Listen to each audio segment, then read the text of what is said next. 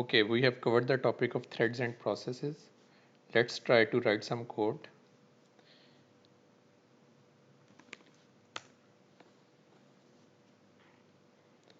I'm using dev C++.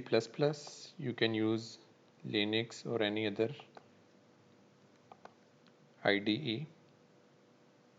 Okay, first of all, let me save this file. I will save it as C file and let's name it as my thread program and save.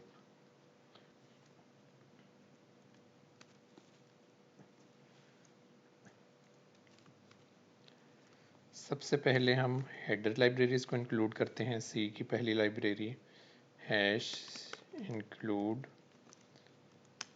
stdio.h।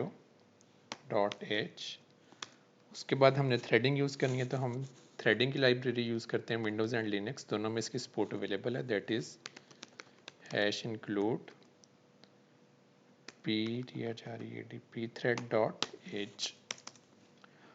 उसके बाद सी का programme है int main. हम structure basic लिख लेते हैं, उसके बाद अंदर हम कोड इंक्लूड करते हैं।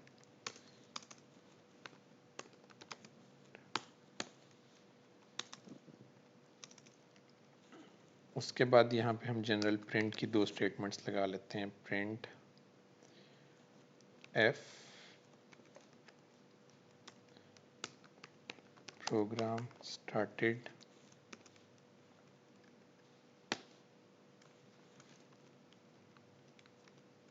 Programme finished. इसको रन करके देखते हैं कि बेसिक स्ट्रक्चर हमारा चल रहा है या नहीं चल रहा। चल रहा है हमारा। Let's set \n for next line. उसके बाद सबसे पहले हम क्या करते हैं, हम एक फंक्शन बना लेते हैं जिसको थ्रेड्स कॉल करेंगे। यहाँ पे अगर हम मल्टीपल थ्रेडिंग यूज़ करना चाह रहे हैं तो जिस फंक्शन को कॉल करेंगे पैरेलल में वो हम यहाँ पे एक फंक्शन बना लेते हैं। void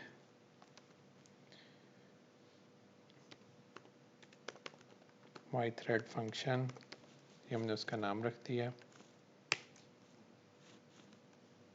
आर्गुमेंट हम पास कर देते हैं कि हम थ्रेड्स में से पास कर सकें कोई आर्गुमेंट अगर हम कोई चीज़ वहाँ से भेजना चाहें।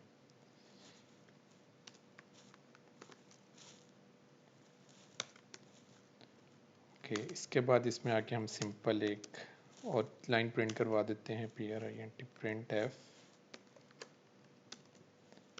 आई एम ए थ्रेड।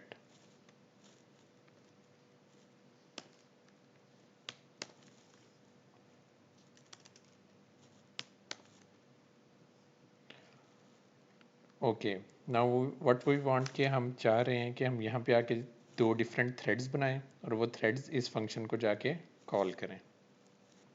उसके लिए सबसे पहले हम जो थ्रेड क्रिएट करने का फंक्शन है, नया एक थ्रेड बनाने का, दैट इज़ pthread_create।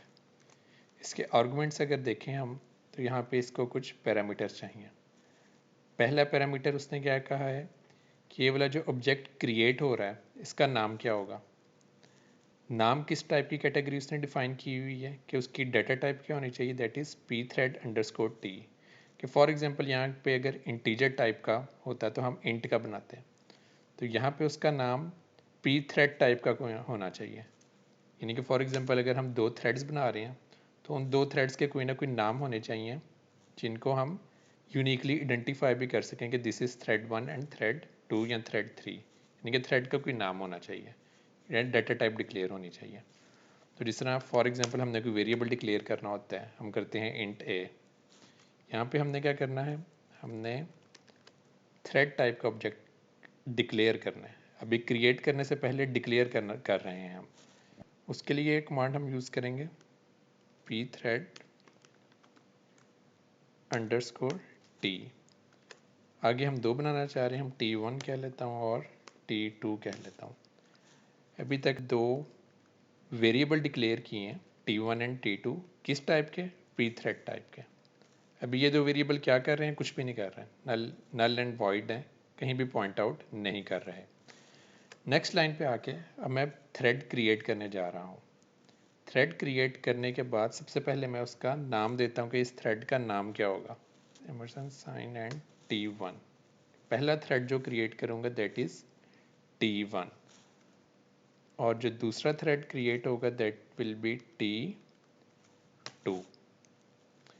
इसके अलावा और आर्गूमेंट्स उसने क्या क्या रिक्वायर्ड थे उसने क्या है, क्योंकि कांस्टेंट उसको एक पी थ्रेड टाइप का एट्रीब्यूट का ऑब्जेक्ट उसने मांगा हुआ है। हमारी भी फ़िलहाल ऐसी रिक्वायरमेंट नहीं है कि लेट्स कीप थिंग्स सिंपल, यहाँ पे हम नल पास कर देते हैं।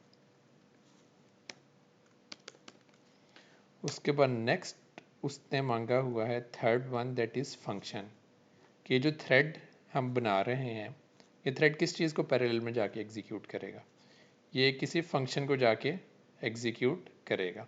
वो फंक्शन कौन सा है, हम इस फंक्शन का नाम दे देते हैं जो हमने ऊपर डिक्लेयर किया है। इसको कॉपी करते हैं और थर्ड पैरामीटर हम फंक्शन पास कर देते हैं।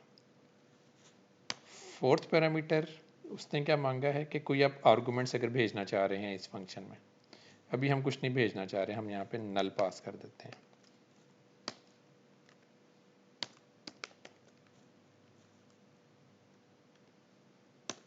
उसके बाद अगर हम इसको रन करते हैं तो ये रन आइडियली हो जाना चाहिए। ओके, यहाँ पे कुछ भी प्रिंट नहीं हुआ। उसकी रीज़न क्या है कि हमने अपना प्रोग्राम स्टार्ट किया है, हमने थ्रेड्स डिक्लेयर किए हैं, हमने दो थ्रेड्स बनाए हैं, उनको क्रिएट कर दिया है, और उसके बाद इस स्टेज पे आके लाइन नंबर 17 पे आके हमारे पास तीन डिफरेंट प्रोग्राम्स बन गए हैं, या एग्जीक्यूशन के तीन डिफरेंट थ्रेड्स बन गए हैं। एक उनमें से कौन सा जो हमारा मेन प्रोग्राम था that is my thread program, कि जिसने अगली इंस्ट्रक्शन ये वाली एग्जीक्यूट करनी है। पैरेलल में ट्री में दूसरा है T1 जिसने ये वाला फंक्शन करना है, और नेक्स्ट इज T2 जिसने दोबारा ये वाला फंक्शन कॉल करना है। अब इन तीनों में से एट अ टाइम कोई एक चल सकती है, वो किसने डिसाइड करना है, स्केजुलर ने डिसाइड करना है कि इन तीनों में से किसकी एग्जीक्यूशन होनी चाहिए। हमारे पास क्यों नहीं कुछ प्रिंट हुआ, बिकॉज ये जब हमने दोनों क्रिएट किए हैं, इंस्टेड कि ये पहले रन होते उसके बाद हमारी इस वाले फंक्शन की बाकी स्टेटमेंट्स रन होनी चाहिए थी। लेकिन हुआ क्या है कि पहले ये वाला प्रोग्राम रन हो गया और उसने प्रिंट कर दिया कि प्रोग्राम फिनिश्ड, उसके बाद जाके इन दोनों की एग्जीक्यूशन की बारी आई है। तो व्हाट वी वांट के पहले जो हमने थ्रेड्स डिक्लेयर किए हैं ये कंप्लीट होने चाहिए, उसके बाद हमारे प्रोग्राम का ये रिमेनिंग सेक्शन एग्जीक्यूट होना चाहिए। उसके लिए दोबारा हमें पी थ्रेड की लाइब्रेरी प्रोवाइड करती है function that is pthread join pthread underscore join। That means इस फंक्शन का मतलब क्या है कि वो वेट करे, यहाँ पे किस चीज़ का वेट करे, कि अपने थ्रेड्स के वापस आने का। कि फॉर एग्जांपल ये एक पेरेंट था, इसने ये दो अपने चाइल्ड्स बनाए थे, अब ये यहाँ पे वेट करेगा जब तक चाइल्ड्स अपना काम करके वापस नहीं आ जाते, तब तक पेरेंट यहीं पे वेट करेगा। इसके आर्गूमेंट्स क्या हैं, first argument is pthread t, कि हम अपने ऑब्जेक्ट का नाम देते हैं कि जिसका इसने यहाँ पे आके वेट करना है। हम कहते हैं ये यहाँ पे T1 का वेट करें, और सेकंड आर्गूमेंट अभी हम नल ही पास कर देते हैं। इसी तरह हम यहाँ पे कह देते हैं कि T2 का भी वेट उसको करना चाहिए। कि अभी तक हमने प्रोग्राम क्या बनाया है कि हमने दो ऑब्जेक्ट्स पी थ्रेड के बनाए हैं, उनका नाम दिया, उसके बाद उनको क्रिएट करने का हमने कमांड दी है। यहाँ तक हमारे थ्रेड्स क्रिएट हो चुके हैं। यहाँ पे हमने क्या लिखा है कि हमारी थ्रेड्स का जब काम कंप्लीट हो जाएगा उनका वेट करे हमारा पेरेंट प्रोग्राम, और यहाँ पे आके उसके बाद अपनी रिमेनिंग एग्जीक्यूशन करे। Let's try this. ओके, यहाँ पे अब इसने दो दफ़ा प्रिंट कर दिया है एम थ्रेड, दैट मीन्स ये वाला फंक्शन दो दफ़ा कॉल हुआ है। लेकिन अभी हमें ये कैसे पता लगेगा कि T1 ने कौन सा किया और T2 ने कौन सा किया। उसके लिए हम थोड़ा सा मॉडिफाई करते हैं अपने प्रोग्राम को, और यहाँ से आर्गूमेंट भी भेज देते हैं कि ये T1 ने पास किया है, कॉल किया है, और ये T2 ने कॉल किया है। ये वाले फंक्शन जब कॉल हुई है तो ये आर्गूमेंट्स भी हमारे पास यहाँ पे आ गए हैं। इन आर्गूमेंट्स को एक्सेस करके हम प्रिंट भी कर लेते हैं। दैट इज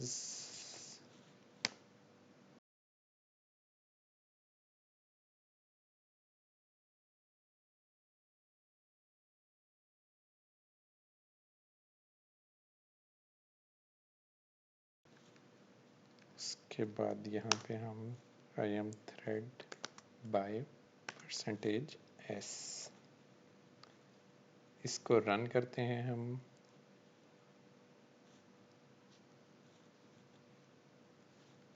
args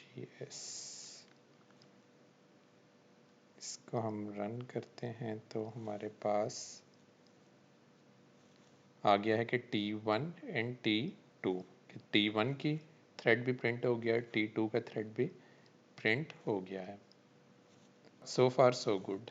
अब हम थोड़ी सी मॉडिफिकेशन करते हैं अपने प्रोग्राम में कि हम यहाँ पे एक वेरिएबल डिक्लेयर करते हैं इंट बैलेंस। फंक्शन के अंदर हम आके क्या करते हैं, इस बैलेंस में कोई इंक्रीमेंट करते हैं।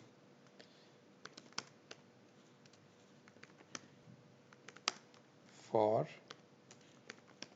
Total is equal to 0, total is less than 100, total plus plus. और इस फॉर लूप के अंदर आके हम करते हैं balance is equal to balance plus 1।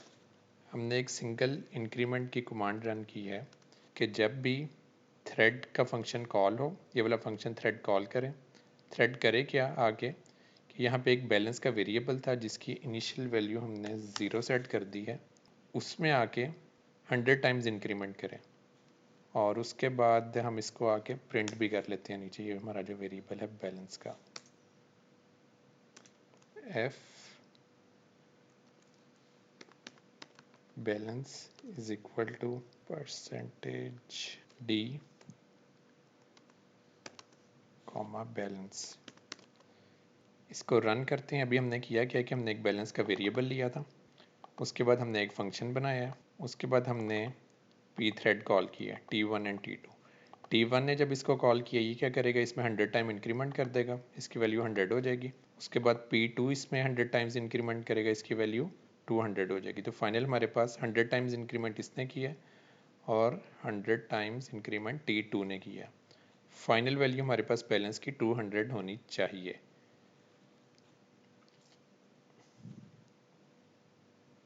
Okay, हमारे पास फाइनल वैल्यू 200 आ गई है। इसको हम नेक्स्ट लाइन पे ले जाते हैं, \n,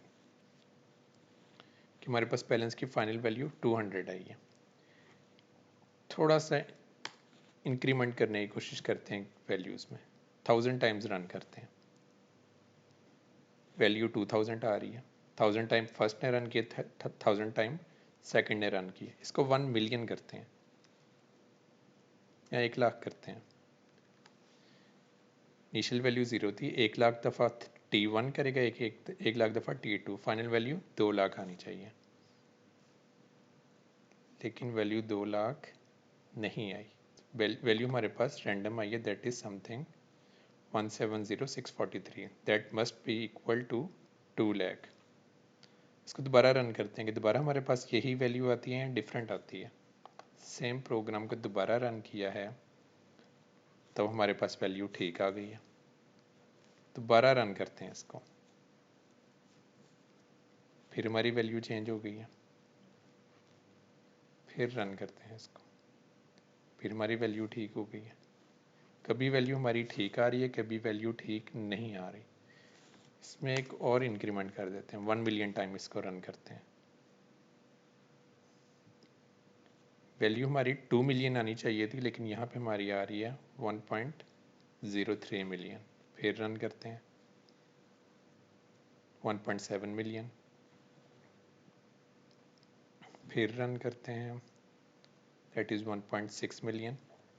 हमारी वैल्यू, हमारा प्रोग्राम अनडिटर्मिनिस्टिक हो गया कि हमें कोई एक्चुअल वैल्यू नहीं दे रहा। होना क्या चाहिए, इनिशियल वैल्यू 0 थी, जितनी दफ़ा उसमें फर्स्ट ने इंक्रीमेंट किया वो प्लस जितनी दफ़ा सेकंड ने इंक्रीमेंट किया वो वैल्यू हमारे पास प्रिंट होनी चाहिए थी। लेकिन हमारे पास रैंडम वैल्यूज़ आ रही हैं। रीज़न उसकी क्या है कि ये बैलेंस का वेरिएबल एक ग्लोबल वेरिएबल है। ग्लोबल वेरिएबल मीन्स कि दोनों थ्रेड्स इसको एक्सेस कर रहे हैं। ये सॉर्ट ऑफ शेयर्ड वेरिएबल है कि जो दोनों थ्रेड्स के दरमियान शेयर हो रहा है। और शेयर्ड वेरिएबल की जो वैल्यू डिस्टर्ब हो रही है, ये जो ओवरऑल प्रॉब्लम हमारे पास क्रिएट हुई है कि हमारा रिजल्ट ठीक नहीं आ रहा, that is the problem of data race. Data race क्या होती है, लेट्स डिस्कस दिस।